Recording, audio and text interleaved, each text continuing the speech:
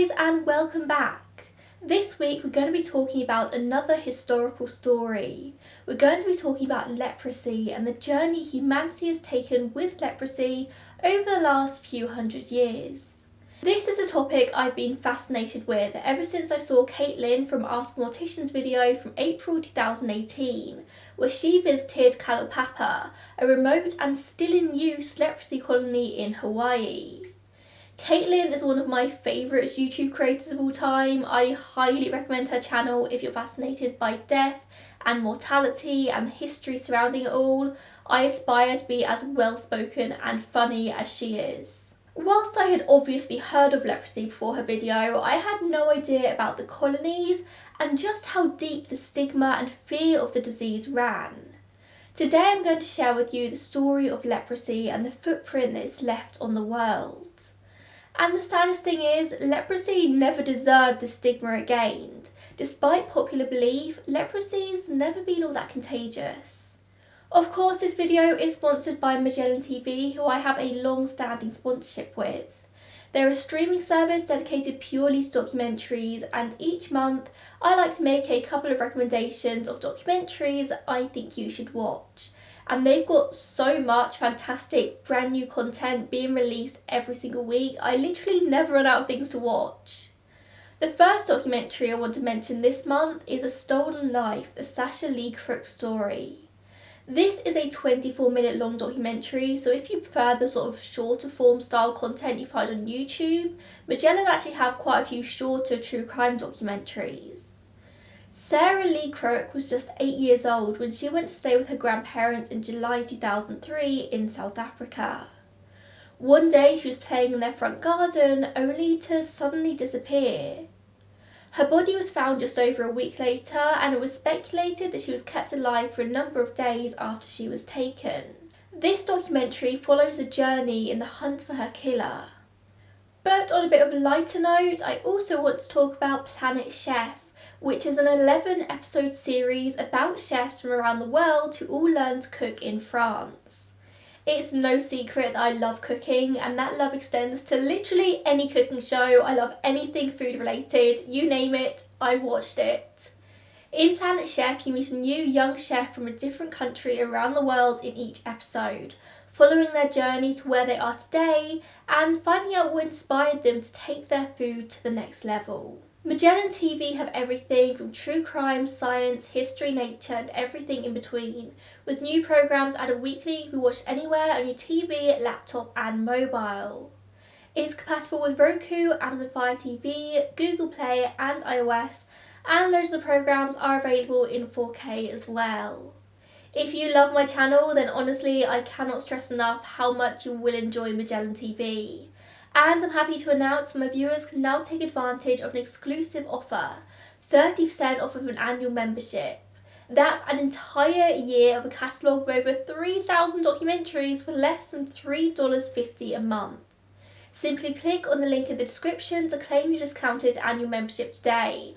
And that does include those of you who are already signed up. Just let your subscription lapse and then you can claim this offer for yourself. So I suppose we should probably start by addressing the leprosy/Hansen's disease debate. I will be using the term leprosy in this video because it's what the disease is more commonly known as, but a lot of people also call it Hansen's disease instead, after the Norwegian scientist Gerard Hansen, who in 1873 discovered the bacteria that caused the disease, Mycobacterium leprae. I did a lot of research into whether it's deemed as offensive or outdated to call the disease leprosy, as is always a concern with creating content on the internet, but it doesn't really seem like that's the case. Some people prefer to use Hansen's disease when referring to their illness publicly because of the social stigma associated with leprosy. A lot of people don't actually know that leprosy and Hansen's disease are the same thing. But it's absolutely fine to call it leprosy as well. But whilst using the term leprosy is absolutely fine, the line is drawn at the term leper. Calling someone with leprosy a leper is deemed as offensive. It's got a very negative social stigma and it makes it the person's whole identity. They're not a person, they're a leper. You're someone to be avoided and quarantined rather than the much more preferred term, a person with leprosy or a person with Hansen's disease. So, as we covered a moment ago, leprosy is an infection caused by a slow-growing bacteria called Mycobacterium leprae. It's chronic and progressive and primarily affects the skin, the nerves of the extremities, the lining of the nose, and the upper respiratory tract, and it causes a huge variety of symptoms. The skin symptoms can include discoloured patches of skin, growths, swelling or lumps, thick, stiff or dry skin, painless ulcers on the soles of the feet, and the loss of eyebrows and eyelashes. Symptoms caused by the nerve damage include numbness on areas of the skin, muscle weakness or paralysis, particularly in the hands and feet, enlarged nerves and eye problems. And finally, in the mucous membranes in the lining of the nose, it can cause a blocked nose and nosebleeds. If the symptoms go untreated, leprosy advances into complete paralysis of hands and feet, chronic ulcers on the feet, blindness, facial disfigurement, and more. Then there's also the injuries that can happen due to the nerve damage, like cuts and burns, which can go completely unnoticed by the patients because they can't feel anything, which obviously leads to further complications. Patients turn up to doctors even after they've been cured with these insane injuries, whole digits missing, deep infected wounds. And it was only at that point when doctors actually realised the true extent of the nerve damage that leprosy causes. The numbness is experienced even after all of the other symptoms have been cured. Leprosy doesn't cause autoamputation, digits just falling off, as you so often see when you research it. You just can't feel the injuries that could lead to that. You could completely lose your finger, get it trapped in a piece of machinery, and you wouldn't have a clue. There are 3 different types of leprosy. There's tuberculoid, which is the mild form. These people might just have a few patches of discoloured skin and slight nerve damage. It's also less contagious in this form. Then there's lepromatous, which is much more severe, it's more contagious, and it brings widespread rashes, lumps, numbness, and muscle weakness. And then there's borderline, in which people have symptoms of both tuberculoid and lepromatous. Unlike a lot of others, leprosy is an incredibly visual disease. You can usually see, especially at an advanced stage, if someone has leprosy. Still to this day, it's not actually entirely clear how leprosy is transmitted from person to person, although it is suspected that it could be through contact with infected mucosal secretions, so essentially through the droplets produced by a sneeze or a cough. You need to have close physical contact with the person for an extended period of time in order to transmit this bacteria. You can't really catch it through shaking hands or just sitting next to someone on a bus. It's also known that it's not passed on from mother to baby, and it's also not transmitted through sexual contact.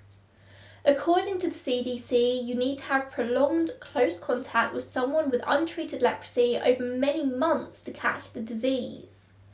With all of the centuries of stigma around this, I was always under the impression that leprosy was incredibly contagious, that it would be very easy to catch, but clearly that's not the case. It's actually incredibly rare here in the UK and in the US, but kind of less so. Worldwide, it's estimated that as many as 2 million people are permanently disabled as a result of leprosy.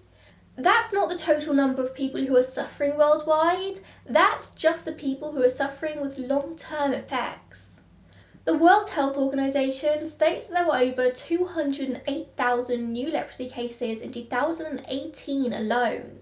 And the countries where it is more widespread now are the Democratic Republic of Congo, Ethiopia, Madagascar, Mozambique, Nigeria, United Republic of Tanzania, Bangladesh, India, Indonesia, Myanmar, Nepal, Philippines, Sri Lanka and Brazil, but it was reported in 136 countries worldwide.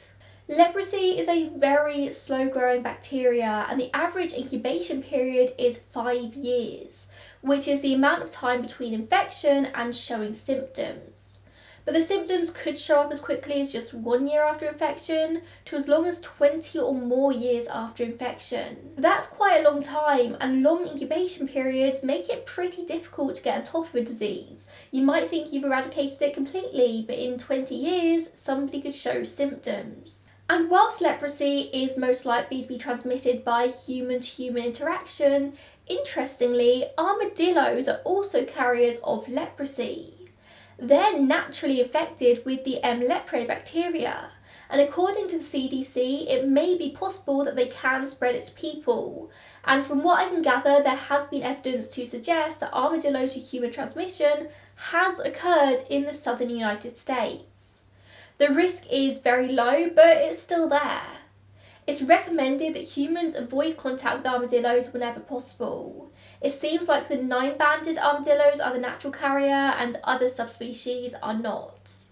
If you do have contact with an armadillo and are concerned, it's recommended that you talk to your doctor, who will follow up over time and perform skin examinations. But that's all okay, because we have great news. Leprosy will probably not kill you and can indeed be cured. In just the last couple of decades alone, 16 million people have been cured, and the World Health Organization provides free treatment for all infected people. The treatment kind of depends on what type you have, but it's usually just treated with a long course of antibiotics from 6 months to a year. The more severe you have leprosy, the longer you take the drugs.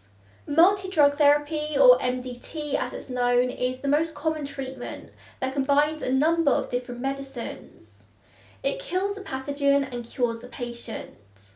And whilst antibiotics do help with the majority of the symptoms, the lesions and the rashes, it can't help with the nerve damage that comes along with leprosy, and or if it's caused any disfigurement, it won't help your fingers grow back. If you watched the video I made on thalidomide just last summer, you remember that thalidomide is actually very effective against leprosy. It's one of the main uses of the drug nowadays. But of course, not if you're pregnant, although leprosy can cause infertility as well. In the past 20 years, more than 16 million people with leprosy have been treated with MDT. And on top of all of this, it's actually estimated that up to 95% of people actually have a natural immunity to leprosy.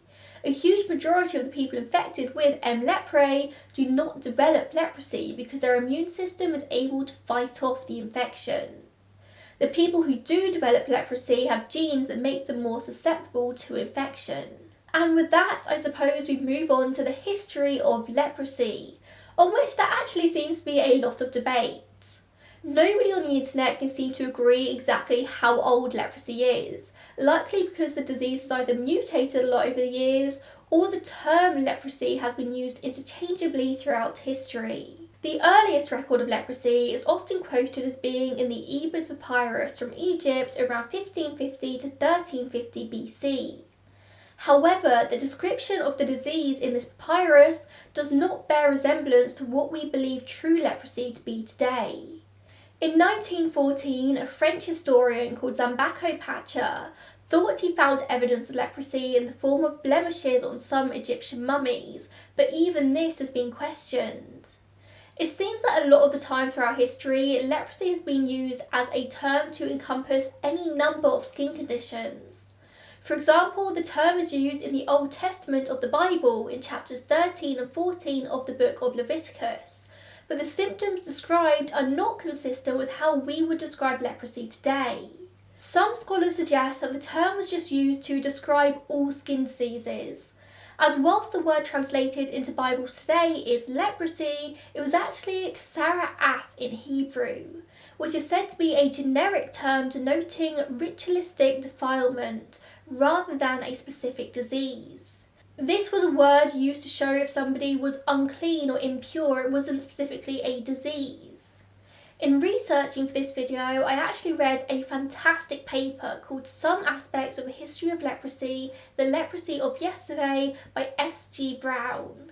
A lot of research papers are incredibly boring, but this one was so interesting. I'll leave it linked down below in case anyone fancies delving even further into the history and potential origins. The earliest accepted records of true leprosy as we understand it today date from around 600 BC in India, where they spoke of a disease called Kushta. And then Chinese documents from around 500 BC mention a disease that caused skin lesions, numbness, and a loss of eyebrows. However, these are the earliest written descriptions, and it's generally thought that they may have contained information that had been passed on through oral tradition, suggesting the disease was even older than this. So I think we're safe to say that leprosy really started to rear its head somewhere around that date, 600–500 BC, possibly a few centuries earlier. And there's a lot of discussion over where leprosy originated as well. If you believe that Egyptian papyrus document, this probably originated in Eastern Africa. If you believe the documents coming out of India and China, this would suggest it originated in Asia. It was thought to have spread to the Middle East and then westward to Greece and beyond by armies or traders over the coming centuries. The return of Alexander the Great's armies from India around 300 BC may have hugely contributed to the spread to Europe. Interestingly, India is still one of the places in the world where leprosy is most prevalent. And from there we jump to the Middle Ages, so around 1000 to 1400 AD. The disease really seems to take a hold on Western Europe, but once again it's hard to know exactly to which extent. As I mentioned previously, it seems that the word leprosy was simply used for many years to describe something unclean or dirty or even just infirm. It's thought that the word leprosy comes from the Greek for scabby man, and the word was applied to horses and other animals who had mange or other skin diseases, to crops which had disease, even to people who were just beggars, unclean, dirty. To quote directly from the aforementioned Some Aspects of the History of Leprosy, The Leprosy of Yesterday by S.G. Brown, by extension, leprosy could be more than a physical distemper. We read of melancholy and leprous humours, and leprosy might be a plague, a visitation, a fearful and mysterious calamity, or affliction that can befall man without rhyme or reason. The word was used so widely that it's hard to figure out exactly when it's referring to leprosy as we know it today, leprosy the disease. It seems that the earliest known example of a hospital for leprosy, here in the UK anyway, is thought to be St Mary Magdalene in Winchester, Hampshire in England. Fairly recent burial excavations there have found evidence of leprosy in remains that have been carbon dated to between 960 and 1030 AD. From this time until the middle of about the 14th century, it's thought that at least 320 leper houses were established in England. That's a lot, and remember populations back then were a lot smaller than they are now. I find that super interesting because, as we've already covered, 95% of people have a natural immunity to leprosy. Either a huge majority of that remaining 5% happened to have leprosy back in the Middle Ages, or a lot of people were diagnosed when they actually had something else entirely. These leprosy houses were generally built on the outskirts of towns and cities, but still near to travel routes. People with leprosy wouldn't be able to get proper jobs, so often had to beg for a living.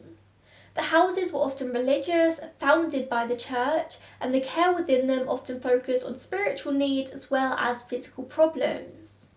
And whilst not all the houses were the same, it's very interesting to know that the sufferers weren't actually treated all that badly. They weren't always made complete outcasts. The emphasis in a lot of these houses was cleanliness, fresh air and work, and a lot of sufferers were even allowed to stay in touch with friends and family and make home visits, which probably isn't the idea of leprosy throughout history that you have. There's always been this innate link between religion, Christianity specifically here, and leprosy. The first Crusaders started to come back to Britain from Europe after the religious wars were fought, and they brought leprosy over with them from countries where it was already endemic. Being that these were crusaders, religious by definition, this intrinsically linked leprosy with religion from the very beginning. It was thought by many people throughout history that leprosy was a curse, a punishment from God for wrongdoing.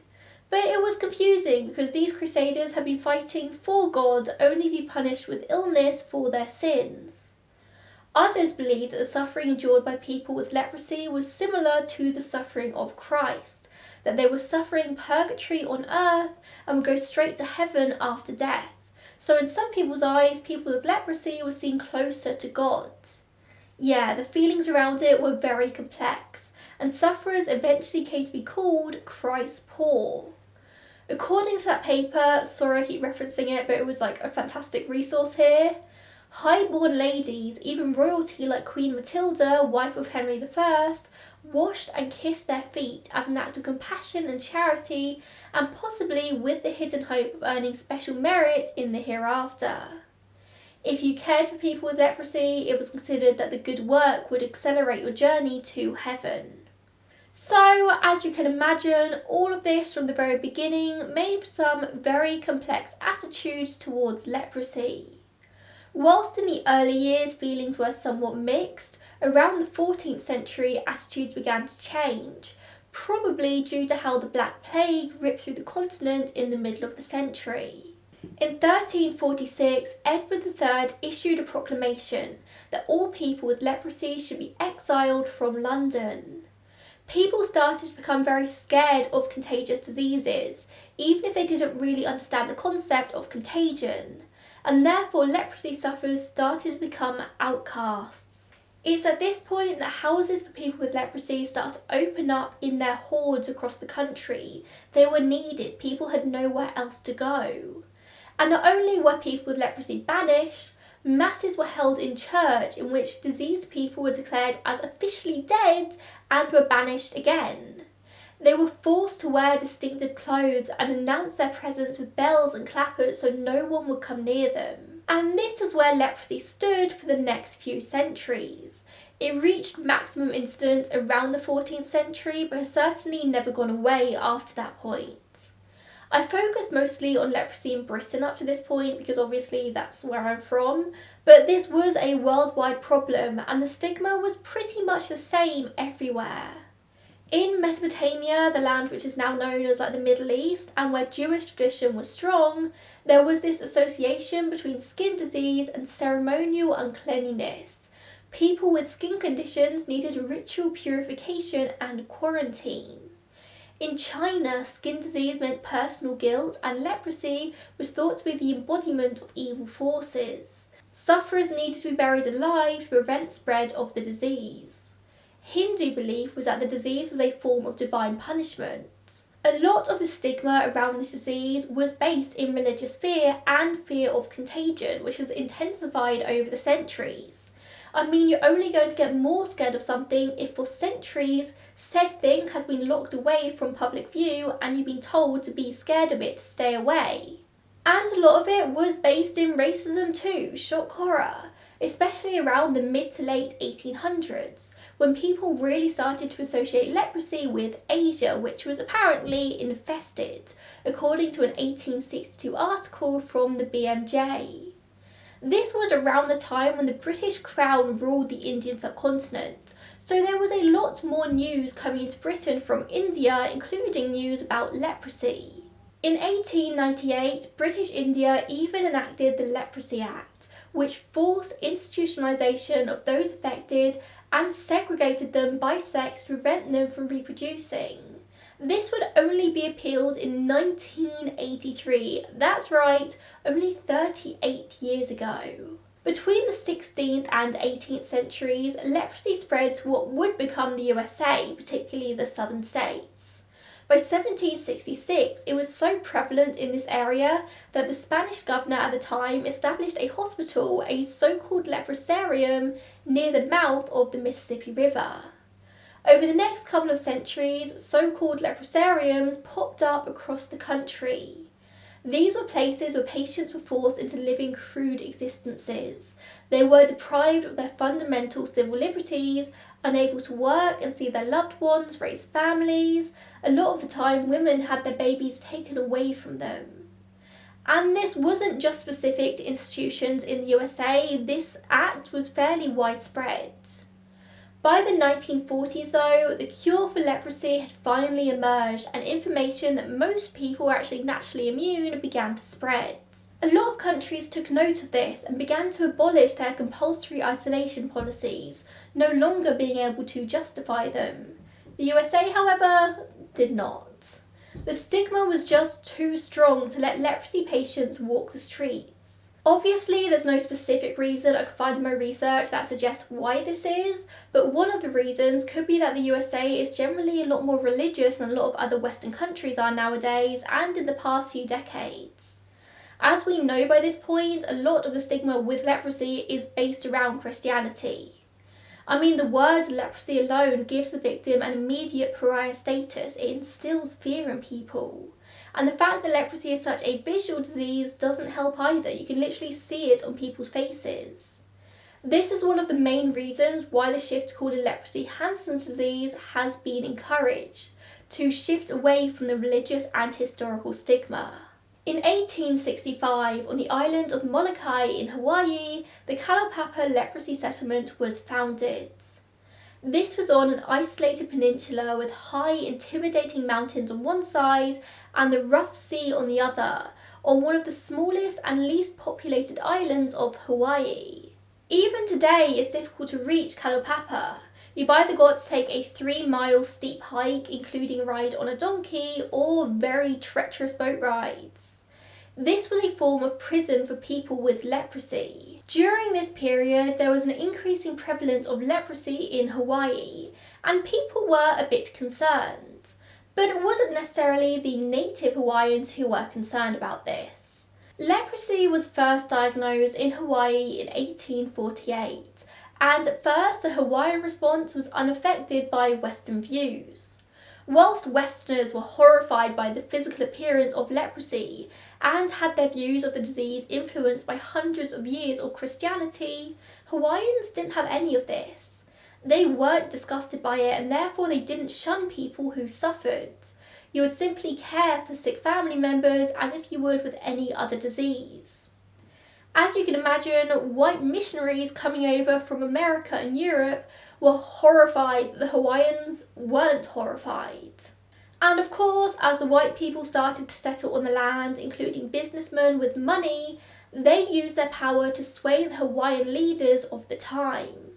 They essentially convinced people that leprosy was awful. So in 1865, King Lot Kamehameha V, I'm so sorry for my pronunciation, enacted the Act to prevent the spread of leprosy in Hawaii. Essentially, they rounded up Hawaiian people with leprosy and institutionalized them on Molokai. Starting in 1866, the exiles were taken there on ships and were dropped off with very few provisions to start their new lives, away from everything they knew. In fact, some sources suggest that by taken there, they were simply tossed overboard near the island and were told to swim ashore. Native Hawaiian police officers refused to arrest and send people to Molokai, so Western officers had to be called in to do the job instead. As a result, it's estimated that 97% of those sent to exile were actually native Hawaiians, even though the white presence on the island was increasing by the day. The white people with leprosy were simply sent to the hospitals. I 100% one day want to do a whole video about the colonisation of Hawaii. It was horrendous, and I can't even begin to scratch the surface of just how awful it was in this video.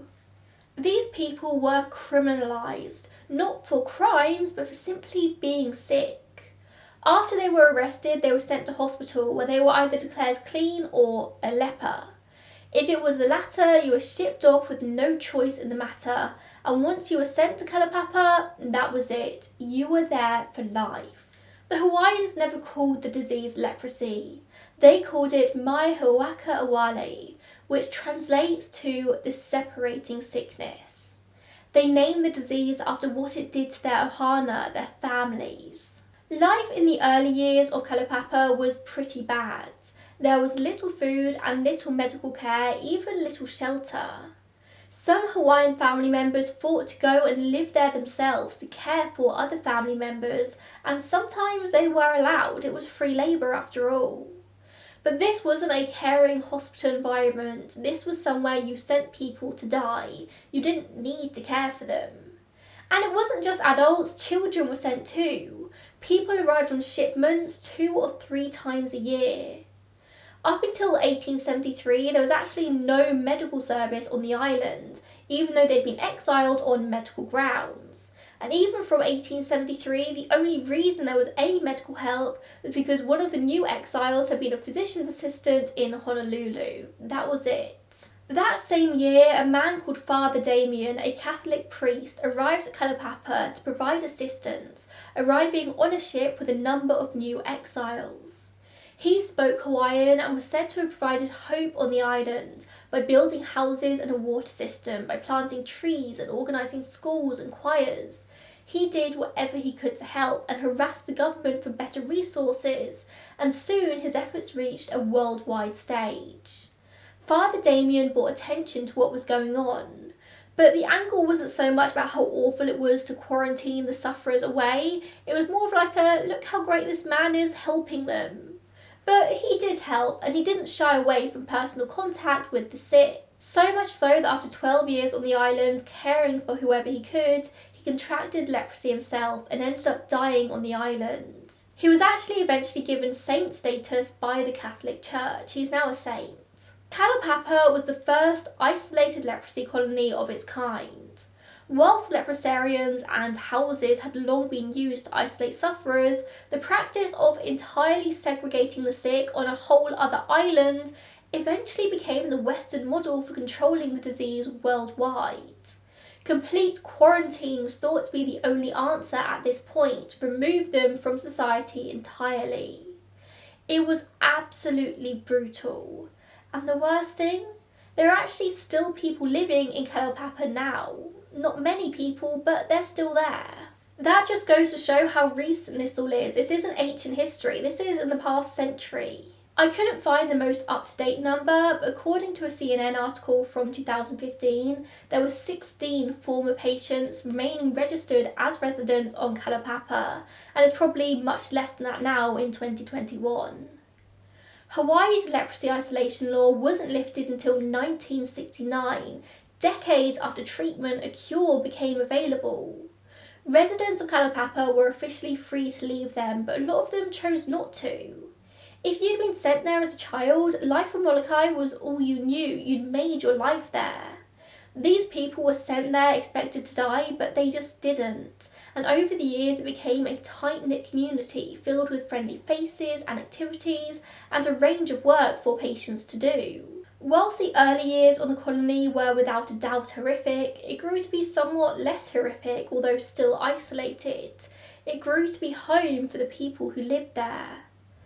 Today it's Kalaupapa National Park with about 100 employees. It is open to the public, but with many caveats. There's a strict limit on only 100 visitors a day, and you have to be over 15, and you can only visit as part of a guided tour with a sponsor vouching for you saying that you're okay to visit. You cannot explore on your own, and you absolutely cannot stay the night. This is home to the remaining residents, and now at least their comfort comes first. How the tables have turned. Leprosy was officially eliminated globally in 2000 as a result of the World Health Organization's programme, which provided free treatment to anyone in need, still provides to this day. Although obviously by eliminated they don't mean it's gone completely. Leprosy is still an issue in some areas of the world, but at least now it's no longer a public health problem, it's not a threat to humanity. The definition for elimination is less than 1 per 10,000 of the population being affected, and they hit that in 2000. 200,000 cases are detected worldwide still every year, and 81% of the world's cases are now found in India, Brazil and Indonesia, with just less than 60% of that being in India.